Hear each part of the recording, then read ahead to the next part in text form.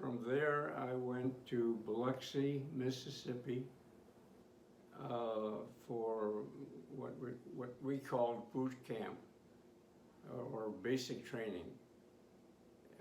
And I was there for about a year.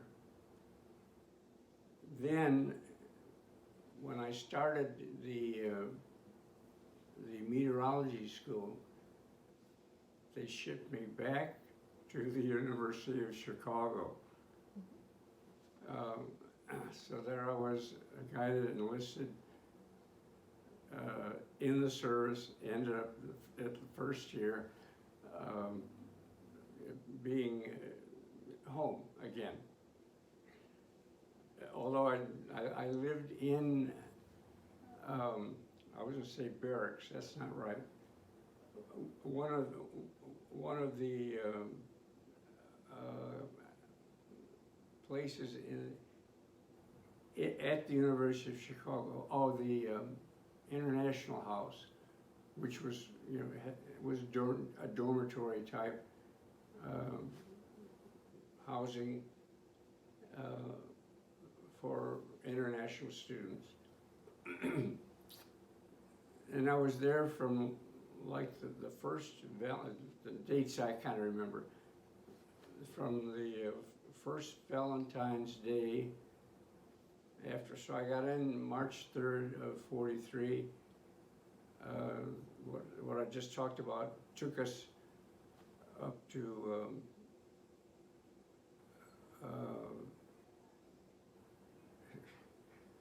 up to 1944 to Valentine's Day, to February, and then I was in the school, the meteorology school, for about a year. At which time, the Army Air Corps decided they had enough students in line learning to be meteorologists that they closed the school.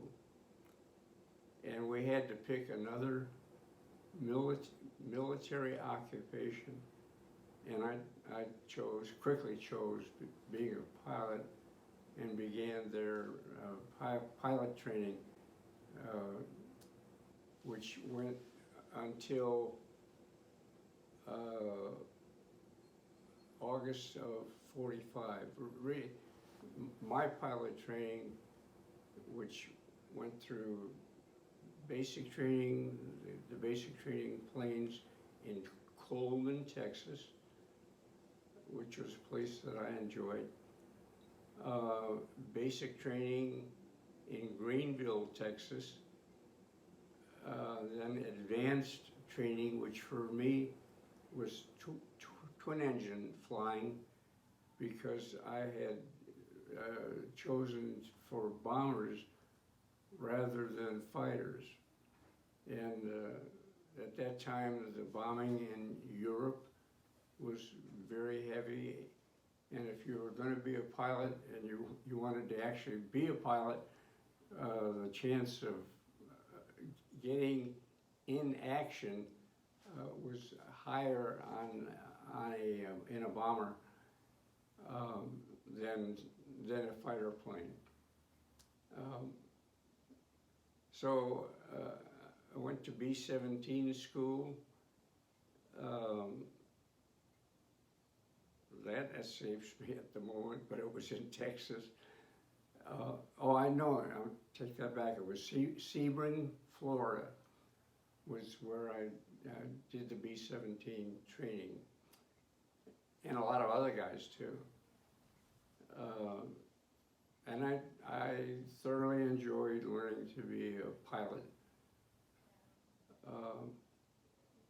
I would entertain you all morning with pilot stories. Then, so upon graduation, at the end of several months, and I have the military dates that are over there, graduated in B-17s, and then they needed bombers, heavy bombers for the South Pacific. And they meaning the higher ups in the Air Force knew what they were doing. They were getting ready to saturate the South Pacific with heavy bombers, and leading up to the atomic bomb, which no civilian, unless you happen to work as a scientist, knew about.